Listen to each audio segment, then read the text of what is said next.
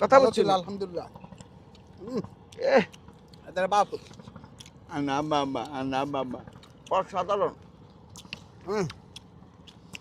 যে আজকে দুপুরের আয়োজন, আর দুপুরের আয়োজন এটা আমাদের এই মেঘনা নদীর তাজা চিংড়ি ছিল, আর এটা কেজি পড়েছে আমাদের 750 টাকা।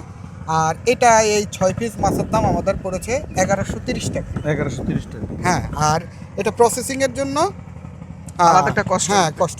আর তুমি একটু বলো আমাদের আসলে চাঁদপুরের এখানে আসার জন্য মানুষকে উদ্বুদ্ধ করবা কিনা। ভ্রমণপ্রেমী যারা আছেন ওরা আসলে দেখলে এখন আশ্চর্য মরবেন।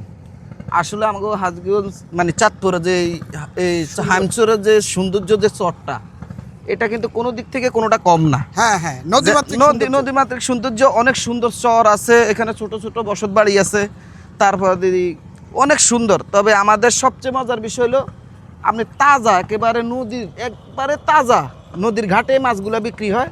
এই মাছগুলা আপনারা কিনতে পারবেন, খাইতে পারবেন, অনেক সুস্বাদু মাছ। দু পেঁয়াজি রান্না। আপনাদের দাওয়াত রইল, আমাদের চাঁদপুরের সৌন্দর্য আপনারা দেখে যাবেন।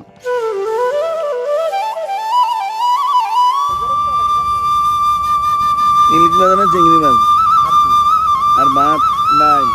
আচ্ছা, কোথায় আছে? আজকে চাঁদপুর সর্বরূপী। এটা হলো হাইন করে করেছে।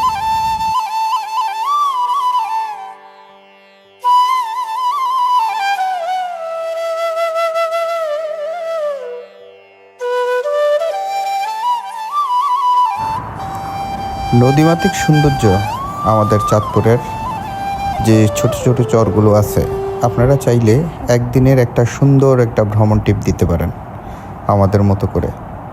যেমন ধরেন আমরা আছি এখন মেঘনা নদীর পাড়ে, আর যেটার অবস্থান ছিল চাঁদপুরের হাইমচর চর ভৈরবী।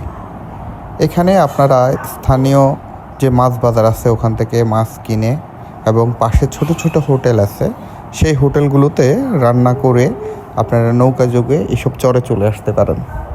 যারা নিরিবিলি খুব সুন্দর একটা সময় পার করতে চান তাদের জন্য এই ভ্রমণটা জীবনে একটা স্মরণীয় হয়ে থাকবে।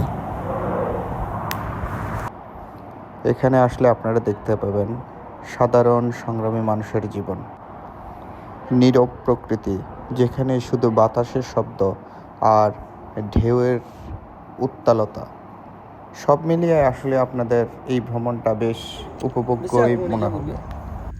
সুন্দর মাছ। হ্যাঁ, আইসি গিলি গেলেন কি করতে যারা ওর কি দেখো কি এটাতে ড্রোন। আচ্ছা, দেখি ভাই কি মাছ আছে একটু দেখেন, একটু লড়া দেন ভাইরা, কষ্ট করে এই জিনিস ধরছে। ও, এটা তো হইলো সাদা চৌয়া, আর হইলো এসে বাইলাটা দেখি। চিংড়ি। আচ্ছা,